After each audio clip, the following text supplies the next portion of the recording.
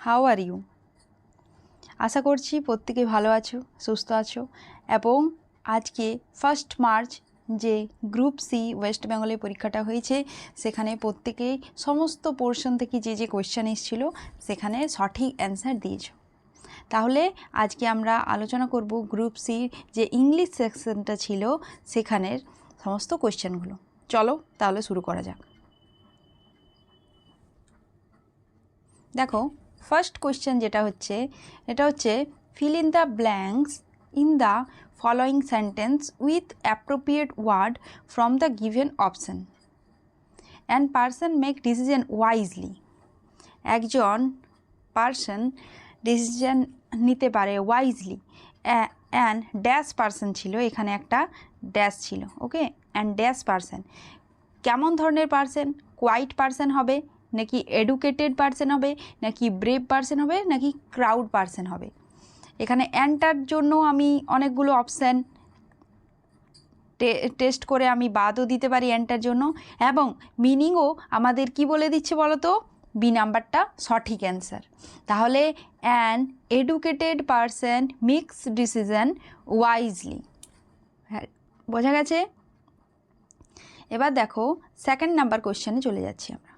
শুধুমাত্র ইংলিশ পোর্শনটা এখানে রয়েছে। Fill in the blanks with following sentence with a suitable word from the given option. Tallest boy in the class. In the class.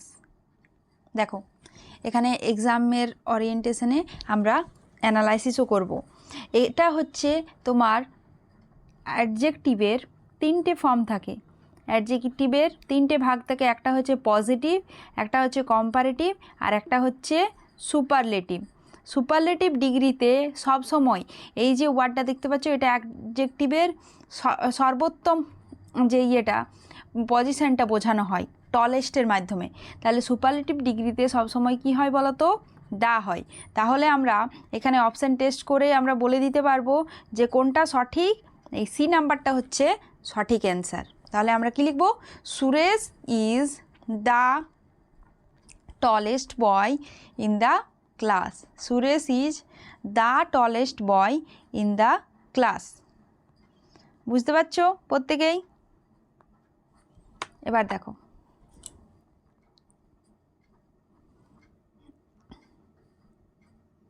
এখানে আরেকটা option ছিল আমাদের।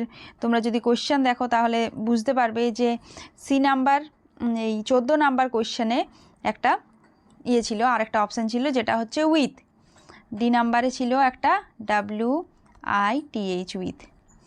একটা জিনিস মনে রাখবে যে এখানে কোয়েশ্চেনটা ছিল দ্যাট চাইল্ড ডায়েড, এখানে একটা ড্যাশ ছিল, ড্যাশ হাই ফিভার। যখন কোনো রোগের নাম বলা হবে, রোগের ক্ষেত্রে কি হয় বলো তো? রোগের ক্ষেত্রে যদি সেই মানুষটা রোগের কারণে মারা যায় তখন সেক্ষেত্রে আমরা কি ব্যবহার করি? অফ ব্যবহার করি। কি ব্যবহার করি বলো তো? অফ ব্যবহার করে থাকি। এখানে লেখা আছে fill in the blanks with appropriate preposition from the given option.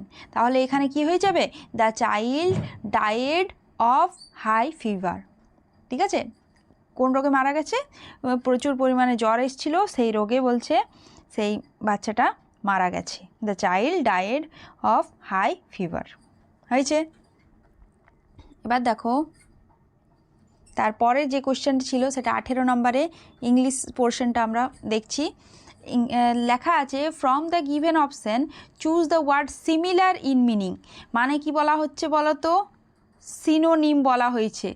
Synonym বলা হয়েছে। সিনোনিম তাহলে কোনটা হবে? কোন ওয়ার্ডটার? ডিভাইডেড। ডিভাইডেড মানে হচ্ছে ভাগ করে দেওয়া, অথবা হচ্ছে বিচ্ছেদ, যেটাই বলবে ভাগ অথবা বিচ্ছেদ। তাহলে দেখো তো কোনটা হতে পারে? ডিভাইডেড। ডিগনিফাইড। ডিগনিফাইড মানে হচ্ছে চিহ্নিত করা, এটা তবে হবে না। সেপারেটেড। সেপারেটেড মানে ভাগ করা। জয়েন্ট। জয়েন্ট মানে হচ্ছে যুক্ত করা। ইউনিফাইড।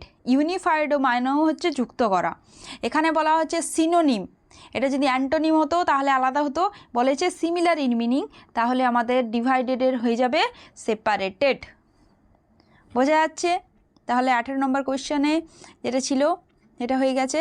এবার দেখো ইংলিশে, তারপর দেখো 20 নাম্বারে রয়েছে। 20 নাম্বারে একটা কোয়েশ্চেন ছিল choose the appropriate antonym of the word. এখানে পরিষ্কার করে বলাই রয়েছে যে এখানে মডার্নের অ্যান্টোনিম বার করো। মডার্ন, এই যে মডার্ন শব্দটা রয়েছে সেটার অ্যান্টোনিম বার করো। এখানে এ নাম্বারে ছিল লাস্ট, LAST লাস্ট। তারপর বি নাম্বারে ছিল রিসেন্ট,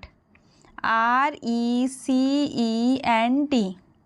সি নাম্বারে ছিল অ্যানসিয়েন্ট, ANCIENT। এবং ডি নাম্বারে ছিল কারেন্ট, CURENT, কারেন্ট। ঠিক আছে, তাহলে লাস্ট মানে হচ্ছে শেষ, মডার্ন মানে কি, মডার্নের বাংলা হচ্ছে আধুনিক। মডার্ন মানে কি, আধুনিক। তাহলে এটার একেবারে অপোজিট যেটা হবে সেটা আমাকে লিখতে হবে। রিসেন্ট মানে হচ্ছে এখন, তাহলে পুরোপুরি কাছের, প্রায় কাছের হয়ে যাচ্ছে। লাস্ট মানে হচ্ছে শেষ, এটা তো আধুনিক, এটা তো প্রথম নয়, প্রথম বলতে বোঝানো হচ্ছে না। কারেন্ট মানেও এখন, রিসেন্ট, কারেন্ট এগুলো সামনাসামনি ওয়ার্ড হয়ে যাচ্ছে। সিমিলার বলবো না, কিন্তু সামনাসামনি হয়ে যাচ্ছে। তাহলে আমাদের অ্যান্সার হয়ে যাবে কোনটা, অ্যানসিয়েন্ট। অ্যানসিয়েন্ট মানে হচ্ছে প্রাচীন, প্রাচীনের অপোজিট হয়ে গেল মডার্ন। ঠিক আছে, তারপরে দেখো 23 নাম্বারে আরেকটা কোয়েশ্চেন ছিল, বলেছে কারেক্ট স্পেলিং সম্বন্ধীয় একটা কোয়েশ্চেন, যেখানে আমাদেরকে এই 4টে অপশান দেওয়া আছে। ইন্টেলিজেন্টের সঠিক বানানটা কোনটা হবে? আমরা এমনিতে ইন্টেলিজেন্ট বানান কি লিখি, INTELLIGENT। তাহলে সঠিক বানান হয়ে যাবে তোমার বি নাম্বার অপশানটা। ঠিক আছে, INTELLIGENT, ইন্টেলিজেন্ট মানে হচ্ছে বুদ্ধিমান। এবার দেখো আমাদের তারপরে কোয়েশ্চেন কোথায় ছিল বলো তো, 28 নাম্বার কোয়েশ্চেনে রয়েছে আমাদের আরেকটা কোয়েশ্চেন। কি বলা হচ্ছে বলো তো, কামাল টক্স ভ্যারি ফাস্ট। ঠিক আছে, এখানে একটা সেন্টেন্স দেওয়া আছে যে কামাল খুব তাড়াতাড়ি কথা বলে।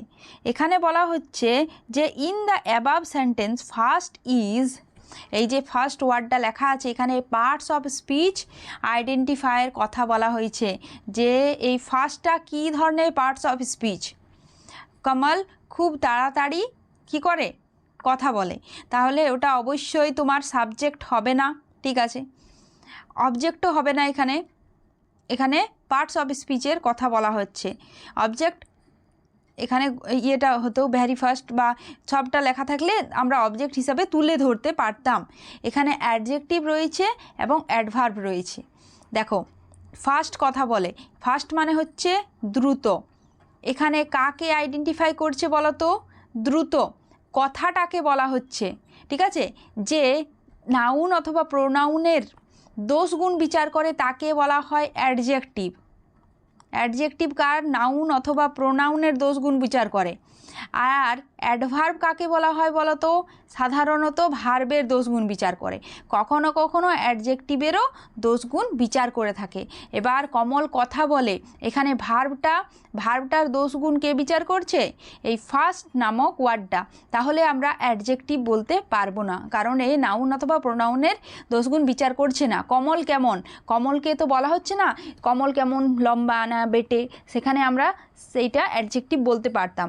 এখানে বলা হচ্ছে কমল কেমন কথা বলে, ভ্যারি ফাস্ট, কথা বলাটাকে করা হচ্ছে, আইডেন্টিফাই করা হচ্ছে, এই জন্য এটা হয়ে যাবে তোমার অ্যাডভার্ব। হয়ে যাচ্ছে অ্যাডভার্ব যে ভার্ব এবং অ্যাডজেক্টিভকেই করে এটাও নয়, সে অ্যাডভার্ব নিজেকেও আবার আইডেন্টিফাই করে। যেমন ভ্যারিটাও একটা অ্যাডভার্ব। ঠিক আছে, কেমন কথা বলে, খুব দ্রুত কথা বলে, ভ্যারি ফাস্ট। তাহলে এখানে দুটো অ্যাডভার্ব রয়েছে। ঠিক আছে, বোঝা যাচ্ছে। এবার দেখো তারপরে আরেকটা কোয়েশ্চেন আছে 31 নাম্বারে লেখা আছে অ্যান ইন্টারোগেটিভ সেন্টেন্স, মানে হচ্ছে প্রশ্নবাচক বাক্য। প্রশ্নবাচক বাক্য, প্রশ্নবাচক বাক্যে আমরা কি ব্যবহার করি বলো তো, কোয়েশ্চেন মার্ক। এটাই বলা হচ্ছে এন্ড উইথ, তাহলে শেষটা মানে শেষ করা হয় ফুল স্টপ দিয়ে, অবশ্যই নয়, অ্যান এক্সক্লেমেশন মার্ক, মানে এই মার্কসটা বলা হচ্ছে, এই মার্কসটা দিয়ে অবশ্যই নয়। অ্যান্ড কমা, কমা দিয়ে কোনো সেন্টেন্স শেষ করা হয় না, তাহলে কোয়েশ্চান মার্ক, এটা হয়ে যাবে সঠিক অ্যান্সার। তাহলে এই কোয়েশ্চান মার্কটা হয়ে যাবে সঠিক অ্যান্সার। ঠিক আছে, এবার দেখো 38 নাম্বারে রয়েছে আরেকটা কোয়েশ্চান। 38 নাম্বারে কি বলা হচ্ছে বলো তো, what is the plural form of goose. ঠিক আছে, এই যে ওয়ার্ডটা লেখা আছে গুজ নামক এই নাউনটার প্লুরাল ফর্ম কোনটা? তোমরা অবশ্যই জানো এটার কি হয়ে যাবে প্লুরাল ফর্ম, গুজ দেখে হয়ে যায় গিজ, GEEAC, ডাবল ওটা হয়ে যায় এখানে ডাবল ই। ঠিক আছে, ডাবল ওটা কী হয়ে যায় ডাবল ই, তাহলে এটা হয়ে যাবে না, এটাও হবে না, এটাও হবে না। অপশান টেস্ট করে বা মুখস্থর মাধ্যমেও আমরা বলে দিতে পারি এটা অ্যান্সারটা। ঠিক আছে, আরেকটা আছে, এখানের অপশানগুলো আমার ঠিকঠাক লেখা হয়নি, আমি লিখে দিচ্ছি এখন। দেখো, the old man was very benevolent, এখানে বেনিভলেন্ট কথাটা লেখা আছে। কোয়েশ্চেনটা কি, what does benevolent mean in the above sentence. Benevolent মানেটা কি? দেখো এ নাম্বার অপশানে কি লেখা ছিল বলো তো, পোর, গরিব, গরিব হবে না। পরেরটা দেখো কি লেখা আছে, কেয়ারফুল, লেখা ছিল কেয়ারফুল মানে হচ্ছে যত্নবান। তারপরে দেখো সি নাম্বার অপশানে কী লেখা ছিল, রিচ, রিচ মানে জানো ধনী। এবং ডি নাম্বার অপশানে কী লেখা আছে, কাইন্ড, মানে হচ্ছে বেনিভলেন্ট মানে যার হৃদয় খুব বড়। ঠিক আছে, এইভাবে বলতে পারো, দয়ালু বলতে পারো, দয়ালু। ঠিক আছে, হৃদয় যার বড়। The old man was very benevolent, তাহলে পোর হবে না, রিচও হলো না। কেয়ারফুল আর কাইন্ড, তাহলে আমরা দয়ালুটাকে আমরা কি হিসেবে দেখি, কাইন্ড। এটা হয়ে যাবে তোমার সঠিক অ্যান্সার। এবার দেখো আর কোনো কোশ্চেন নেই, তাহলে থ্যাংক ইউ। আশা করছি প্রত্যেকের পরীক্ষা খুব ভালো হয়েছে এবং আগামী আরেকটা যে পরীক্ষা আছে সেটার জন্য তোমরা প্রত্যেকেই রেডি হও।